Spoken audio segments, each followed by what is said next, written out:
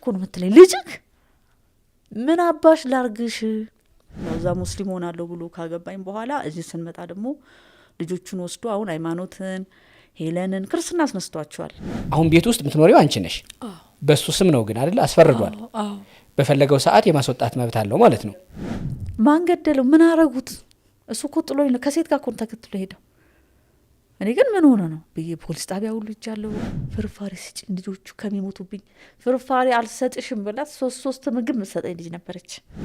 በቤታችሁ ፋይል ላይ እኮ አቶ ሙባረክ ሸሪፍ ነው የገባው። እንዴት ገብቷል እዚህ ላይ እንዴ? የቤቱ ባለቤት እሱ ነው ውክልና ይኸው አለች። እናት እንደው ልጆቿን እንዲቁጭ ብላ መታማክ የስለ ልጆቿ ክፉ ነገር የምታወራ የሚል ወቀሳ እንደሚደርስብሽ ሄለን በጀርባ ያዝቂ አራሷን በእጅ ያዝቂ ቀን የሚሰማኝ ታሪክ እንዲኝ ያሳደኩት ወደ እምነት ቦታ ብንሄድ ዋጋ የለውም። ማንና ማናልሽ ስማቸው? ሃይማኖት ክፍሌና ሄለን ክፍሌ።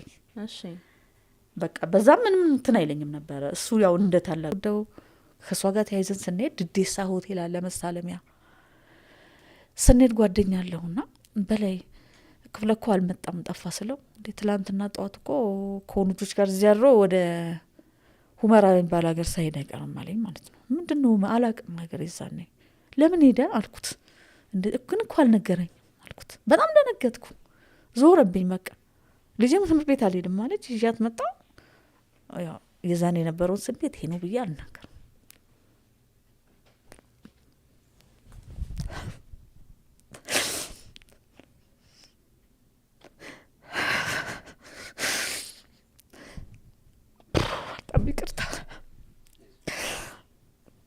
እና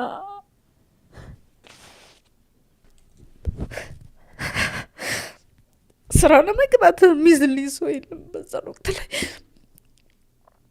ትልቋ ራሱ ቢያንስ 3ኛ ክፍል ወይ 4ኛ ክፍል ብትሆን ነው። ትምህርት አስቀርቼ ልጅ ማስያዝ አልችልም በዛ ሰዓት ላይ።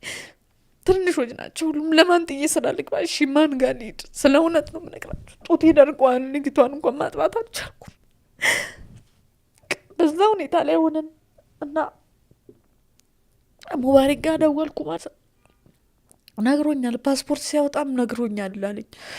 የምን ፓስፖርት ነው? ምንድነው የምትለው? ያሾፍክ ነው እንዲ ያልኩት ማለት ነው። በቃ ሲቸገረው ጥሎ እንዴት ነው ጥሎ ሄደው? የት ነው ሄደው? አያውቃችሁ ነው የሆነ ነገር አድርጋችሁት ነው እንጂ እሱ ልጆቹን ጨክኑ እንዲጥሎ ይሄዳል አልኩት። እሺ ምን ላድርግ አልኩት። ልባት አልበሉም ማለት ነው። በቃ እኔ መስራትም አልቻልኩም። 2 ቀን ምናምን በቃ ቤት ዋለች። ልጅም ትጮዋለች። ለነሱ የምሰጠው ነገር የለም። በዛ ላይ ቤተሰብ የለም እዛ አካባቢ ቀማን የሚረዳ የለም።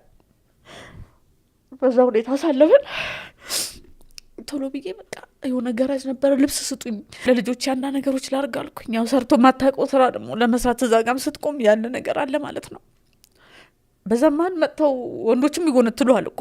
እንደዚህ አልነበርኩም የዛኔ ማለት ነው።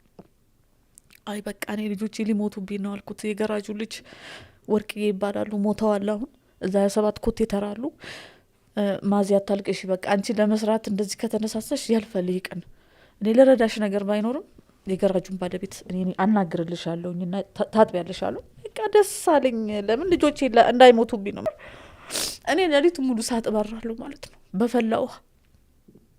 ለአባቴ አንድ ነኝ እኔ ራሴን ልብስ እንኳን አጥቤ አላውቅም ቤተሰብ ጋር ሆኜ ማለት ነው።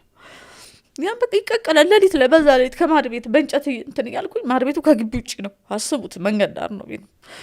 እያመጣ ያንን ቱታጥብና ሌሊት አስጥቼዋለሁ። በቃ 10 ሰዓት 11 ሰዓት እጄ ይቃጠላል። በቃ እንዲጄ እንዲያርጌ ነው ማጥረው። ከዛ ደግሞ ሲነጋ ደግሞ ያ ቱታ ደግሞ ይዤና ብር ሲሰጡኝ ደግሞ የሚያስፈልጋቸው ነገር ይዤ እመጣለሁ።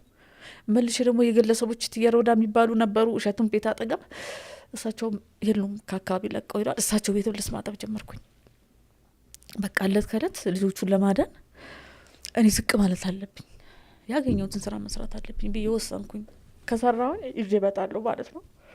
አሁን እጅ ስራ መስራት ጀመርኩ። ዳንቴር እኔ አሁን ከርቀት አነነብ ማለት ነው። አይኔ ፈዝዟል ማለት ነው። ቱታ በሳምንት 1 ቀን ነው የሚታጠበው፣ ሁላ አይታጠብም። ግን ለተለት ደግሞ አይበቃኝም ያ። ስለዚህ የመሶብ ዳንቴሎች ክር ምናምን አምጥቼ እሱን ደግሞ መስራት ጀመርኩ ማለት ነው።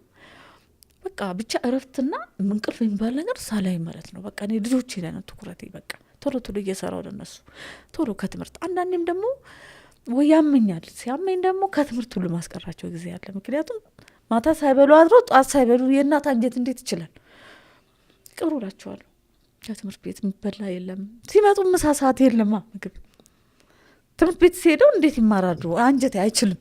ሰው መኖር አለበት እኮ ለመማርና ያሳለፉት ጊዜ በጣም ከባድ ነገር እና በመሀልም ዩኒፎርም ነበረ። የዛኔ ዩኒፎርም ሲባል ዩኒፎርም መግዛት ያቅተኝ ነበር። ጫማ ራሱ ከአመት እስከ አመት አንድ ጫማ እንኳን አይኖራቸውም ልጆቼ። ቆሜ በዛ ራሱ ሸማቀቃለሁ ከልጆች መሀል ልጆቼን እያየው ማለት ነው። በዛ ሰዓት አባት አልነበረም። አደራ የተባለውም ሰው አልነበረም።